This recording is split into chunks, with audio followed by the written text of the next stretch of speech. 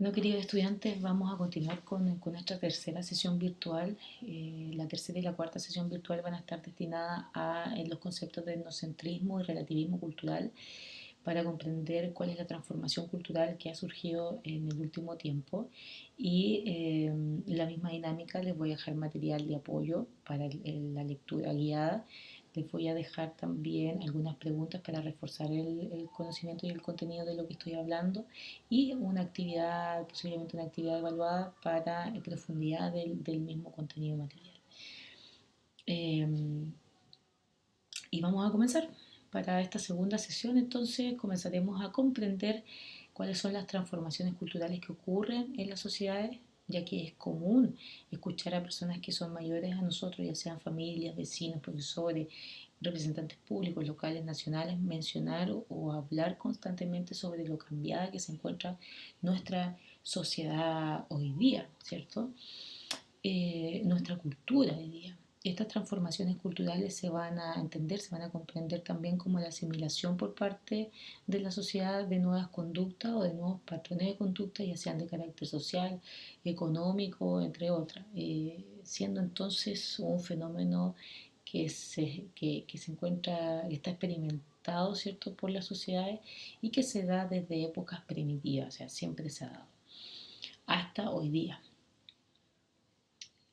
En este sentido, las sociedades entonces poseen, según algunos, tintes de complejidades mayores que ciertamente han marcado a la humanidad y su historia, ¿no? Ese conjunto de historia que está dada por la historicidad. Es decir, estos cambios se producen puesto que la evolución del hombre desde las formas más simples a las más complejas obligan al ser humano,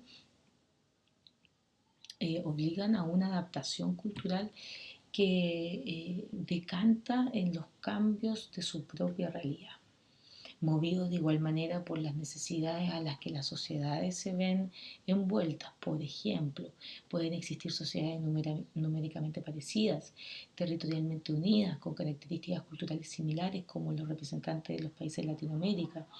o a su vez en los países del Medio Oriente, pero en cada uno, en cada sociedad formada y reconocida como tal, van a existir necesidades específicas que serán atendidas y subsanadas de forma que, a pesar de la similitud cultural o social,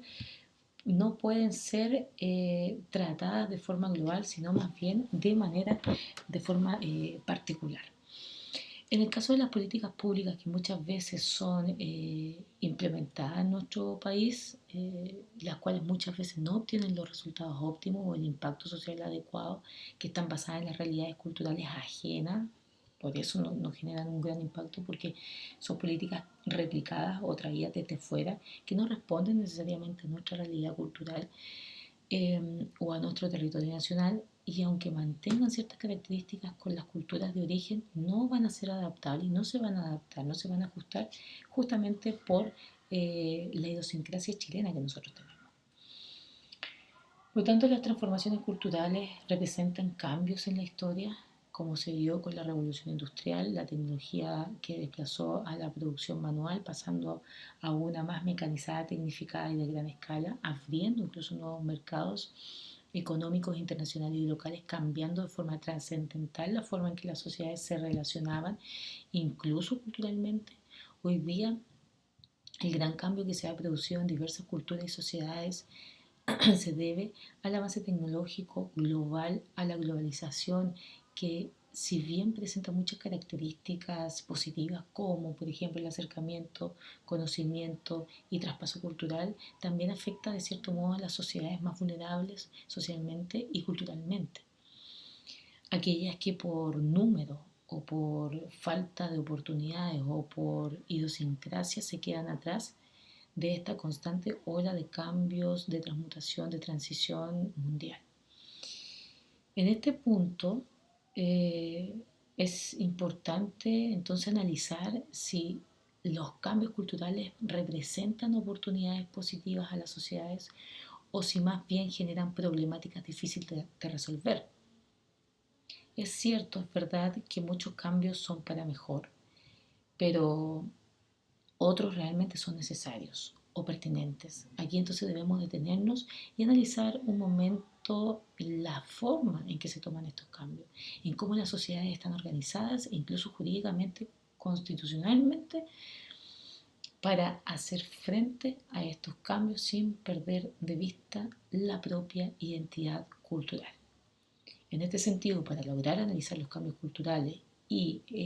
en realidad entenderlos, entonces debemos detenernos en ciertos conceptos que son claves, los cuales se van a producir gracias a estos constantes cambios dentro de nuestras sociedades. Estos fenómenos son fenómenos sociales que a simple vista los podemos reconocer en nuestras ciudades, barrios o calles, contexto cercano, local,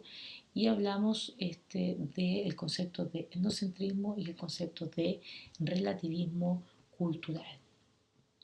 Ambos conceptos nos permiten eh,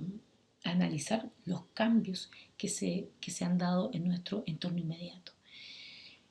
En consecuencia, el concepto de etnocentrismo está ligado al desarrollo de la teoría antropológica, aunque ahora nos parezca extraño que en los primeros tiempos de la antropología no aflorara la discusión sobre el concepto, nos comenzaremos a dar cuenta que la ausencia de una madurez científica realza el surgimiento de la noción del etnocentrismo, ya que el desarrollo teórico estaba dado en gran medida en el occidente. Allí es donde se desarrollaba la mirada etnocentrista, los cuales cuestionaban todo tipo de conocimiento partiendo de la premisa que su cultura occidental era superior, y es por allí donde el término va tomando forma, va tomando fuerza, y lo podemos entonces comprender hoy día. La superioridad es el eje que mueve este término, ¿no? Etnocentrismo, superioridad, superior a otros. Conceder un valor superior a la cultura propia frente al que le otorga la ajena, y en emplear los patrones de la propia cultura para juzgar la cultura ajena, ¿no? La mía está por sobre la tuya. Antropólogo como Franz Boas, por ejemplo, acuñe el término del relativismo cultural, que veremos más adelante, y Bronas Malinowski plantea que las ciencias deben trascender el etnocentrismo como propiedad del científico como individuo, ¿no? Pues existen diversidad o diversas formas de etnocentrismo, los cuales vamos a ver en la siguiente sesión, que es la cuarta sesión virtual.